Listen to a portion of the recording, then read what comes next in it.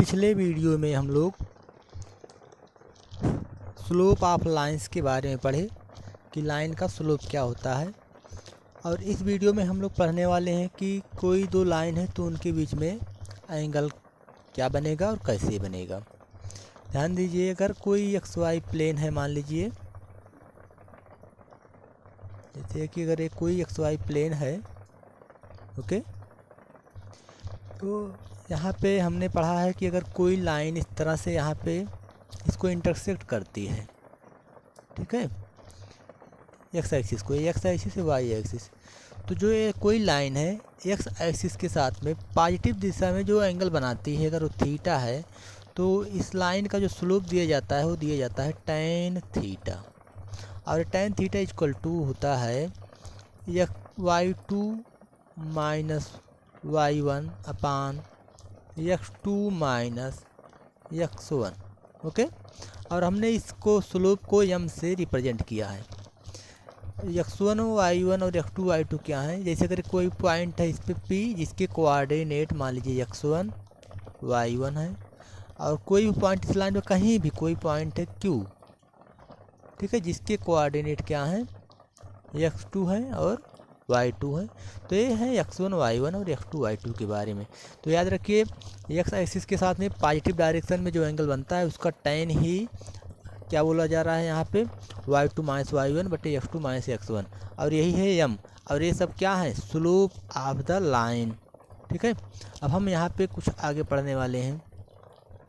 मान लीजिए कोई एक्स वाई प्लेन है, ठीक, अगर कोई ये एक्स वाई प्लेन है, यहाँ पर दो लाइंस हैं, एक लाइन हो गई, ये दूसरी लाइन, ठीक, ये लाइंस मान लीजिए एक है एल, दूसरी है M. Line L X axis के साथ में पॉजिटिव डायरेक्शन में एंगल थीटा 1 बनाती है, जो दूसरी लाइन है पॉजिटिव डायरेक्शन में एक्स एक्सिस के साथ में थीटा 2 एंगल बनाती है।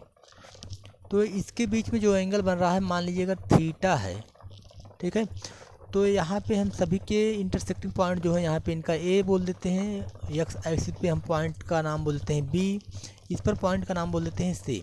तो हमारे पास ए बी सी एक ट्राइंगल मिल जा रहा है, ठीक है। तो जो ए बी सी एक ट्राइंगल है, वहाँ पे हम थोड़ा सा कैलकुलेशन करते हैं, ठीक है। जो ए बी सी ट्राइंगल है, यहाँ पे आप देखिए थीटा 1 है एक्सटीरियर एंगल, थीटा और थीटा 2 ये इंटीरियर एंगल है। तो यहाँ से आपके पास आ जाएगा by the exterior angle property या फिर triangle, theta 1 is equal to theta plus theta 2, okay, theta plus theta 2, ठीक है। तो यहाँ पे थीटा प्लस थीटा 2 आया। अब यहाँ से थीटा इक्वल टू आ जाता है हमारे पास, थीटा इक्वल टू आ जाएगा, ध्यान दीजिए थीटा 1 इधर आके सब्ट्रैक्ट हो जाएगा, थीटा 1 माइनस थीटा 2। तो यहाँ से हमारे पास आ जा रहा है tan, दोनों साइड में हम tan लगा देते हैं, tan theta 2 is equal to tan theta 1 minus theta 2, okay. This implies that tan theta 2 is equal to, हम यहाँ पे एंगल डिफरेंस फार्मूला लगाएंगे, तो tan theta 1 minus tan theta 2 upon 1 plus tan theta 1 tan theta 2। और अभी अभी हमने पढ़ा हुआ है, यहाँ पर माफ़ कीजिएगा, यहाँ पे ए थीटा है, ठीक है, यहाँ क्या है tan थीटा है, एवरीवेयर tan थीटा है, ओके। तो tan theta is equal to, हमने tan थीटा 1 अभी अभी पढ़ा कि ये है स्लोप, और स्लोप को m से लिखते हैं। तो यहाँ पे दो लाइंस हैं, तो हमने इस पहली वाली लाइन के स्लोप को हमने m1 मान लिया, इसका स्लोप हमने मान लिया कितना है, m1 है। अब इसका जो है स्लोप कितना हमने मान लिया, m2 है, ठीक है। तो यहाँ पे m1 equal to tan theta 1 और यहाँ से m2 equal to tan theta 2। तो यहाँ पे वैल्यू हम रख सकते हैं, tan थीटा 1 की वैल्यू हो गई m1, यहाँ पे माइनस tan थीटा 2 की वैल्यू हो जाएगी m2 upon 1 plus tan theta 1 is m1 into tan theta 2 is m2।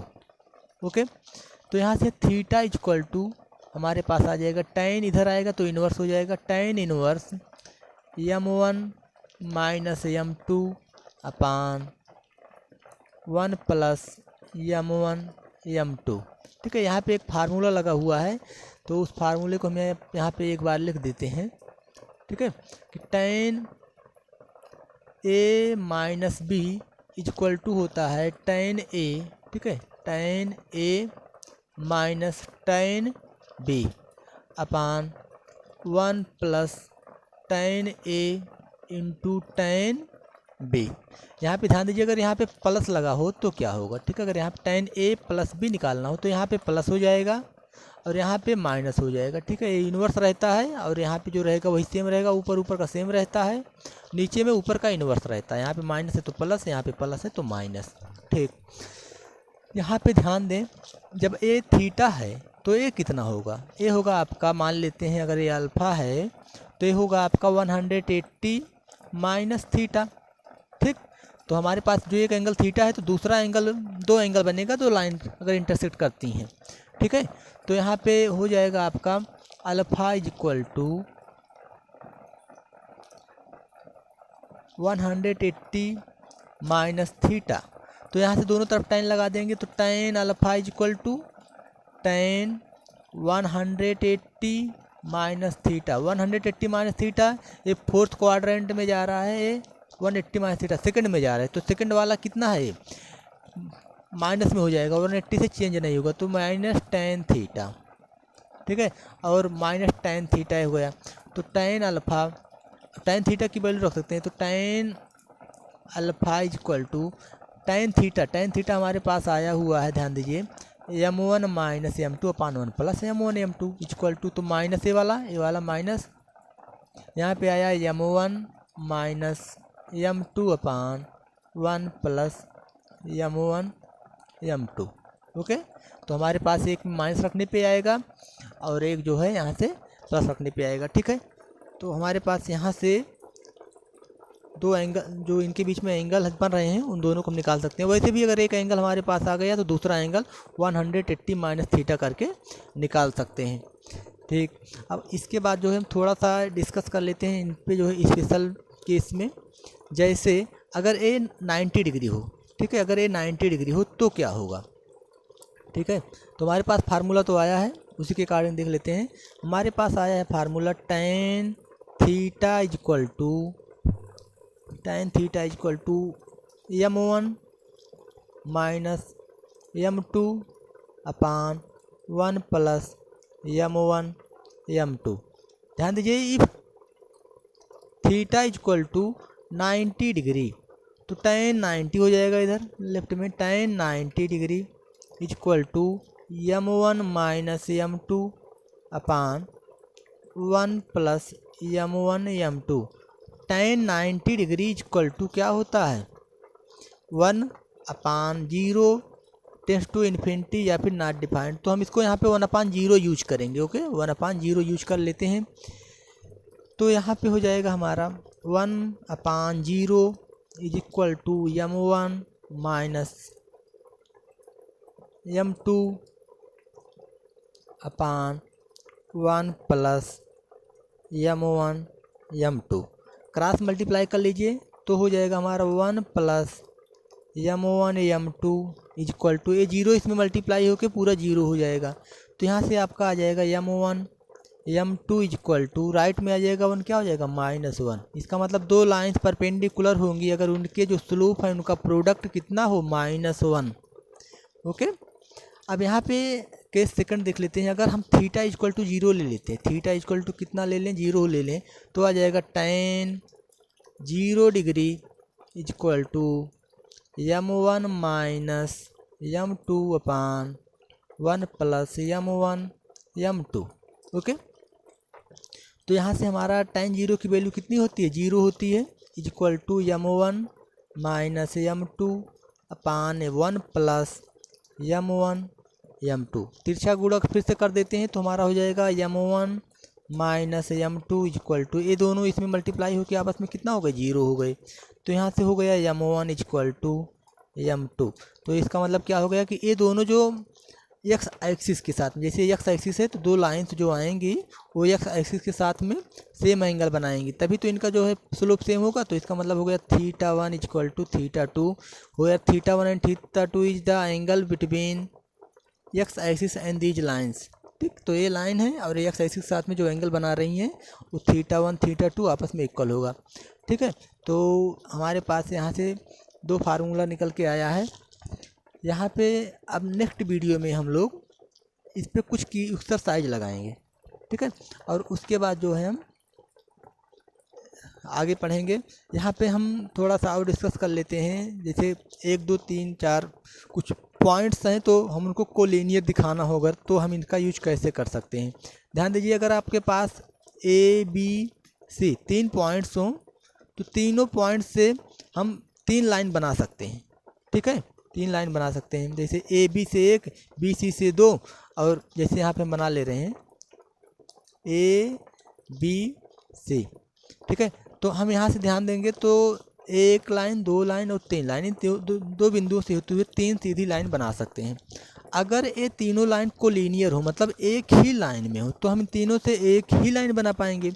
अच्छा, जो लाइन हम A और B से बनाएंगे, जैसे 2 लाइन हम A और B से जाते हुए बनाएंगे और जो लाइन B और C से बनाते हुए जाएंगे वो A और C से बनाती हुई जाएगी, मतलब ये तीनों लाइन्स आपस में सेम होंगी। अब जब तीनों लाइन सेम होंगी तो मतलब स्लोप ऑफ लाइन AB, ठीक है, slope of line AB equal to हो जाएगा slope of line BC। Okay, equal to हो जाएगा स्लोप ऑफ लाइन AC, मतलब तीनों लाइंस का स्लोप क्या होगा, सेम होगा। मतलब ABC are collinear, this implies that slope of AB equal to slope of BC। इसमें से कोई भी दो लाइन ले लें AB BC, उनका स्लोप अगर सेम दिखा दें तो ये क्या हो जाएंगे लाइंस, ये तीनों पॉइंट्स कोलिनियर पॉइंट्स हो जाएंगे। ठीक है, अब जैसे कोई हम एक इस पर क्वेश्चन लगा लेते हैं, कोई भी क्वेश्चन लगा लेते हैं जो हम अभी तक पढ़ें कि जैसे मान लीजिए दिया जाए find the slope of line passing through the points 4 and -6 and second है -2 एंड -5। ठीक है, तो इन दोनों लाइन से अगर कोई लाइन जा रही है इन दोनों पॉइंट से तो इसका स्लोप क्या होगा। तो याद रखिए स्लोप m इक्वल टू हमने पढ़ा है y2 - y1 that is the -5 -6 y2 - y1 upon x2 - x1। x2 का मतलब हो गया -2 - 4। This implies that m equal to इसका हो जाएगा -5 + 6 अपान 4 माइनस और -2 दैट इज द -6। तो यहाँ से m इक्वल टू हो जाएगा, ध्यान दीजिए ये दोनों क्या हो गए +1। ठीक है, ऊपर +1 हो गया -6 नीचे। ठीक है, तो इसका स्लोप आ गया 1/6। तो कोई भी दो लाइन अगर ये दो बिंदुओं से जाती है तो उसका स्लोप हम इस तरह से फाइंड कर सकते हैं। ओके, अब ध्यान दीजिए थोड़ा सा और एक की दो क्वेश्चन लगा लेते हैं। मान लीजिए दिया जाता है आपको कि